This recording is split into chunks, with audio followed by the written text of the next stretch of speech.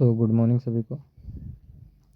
CCA rule का rule number 12 disciplinary authorities cover कर रहे हैं।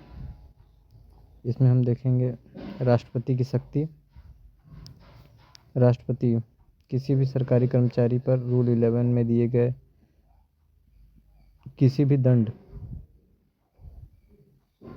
पेनल्टी को लगा सकते हैं। यानी राष्ट्रपति सर्वोच्च अनुशासनिक प्राधिकारी है। सामान्य स्थिति में दंड कौन देगा?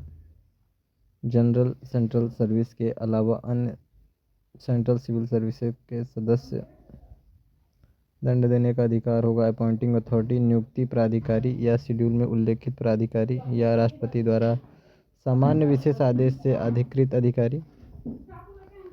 जनरल सेंट्रल सर्विसेज के पदों पर नियुक्त व्यक्ति दंड देने का अधिकार होगा राष्ट्रपति द्वारा आदेशित प्राधिकारी।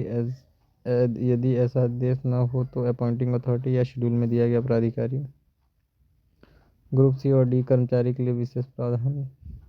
जनरल सेंट्रल सर्विसेज के क्लर्कल सर्विस को छोड़ के यदि कर्मचारी मंत्रालय विभाग में कार्यरत है, संबंधित मंत्रालय का secretary to government of India किसी कार्यालय में कार्यरत है, उस कार्यालय का हेड ऑफ द ऑफिस। लेकिन यदि head of office appointing authority से छोटा पद है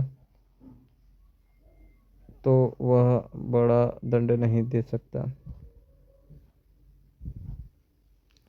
विशेष शर्तें। मेजर पेनल्टी कौन देगा? रूल 11 की धारा 5 से 9 तक की सजा, जैसे बर्खास्तगी, वेतन पद एवं हटाना, वेतन कटौती आदि अपॉइंटिंग अथॉरिटी से नीचे का अथॉरिटी नहीं दे सकता।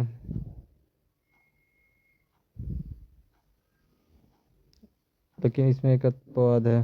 CAG, controller and auditor general, IAS के सदस्य पर कुछ मामलों में दे सकता है। यदि कर्मचारी अस्थायी रूप से दूसरे पद पर है। अगर कोई कर्मचारी किसी और सर्विस या पोस्ट पर अस्थायी रूप से नियुक्त है तो मेजर पेनल्टी देने से पहले उसे मूल प्राधिकारी से परामर्श करना होगा, जो सामान्य स्थिति में दंड देने के योग्य होता है। लबासना में प्रशिक्षण प्रोबेशनर डायरेक्टर लबासना केवल रूल 11 की सेंश्योर वेतन वृद्धि रोकना दे सकते हैं, और वह भी रूल 16 की प्रक्रिया अपनाकर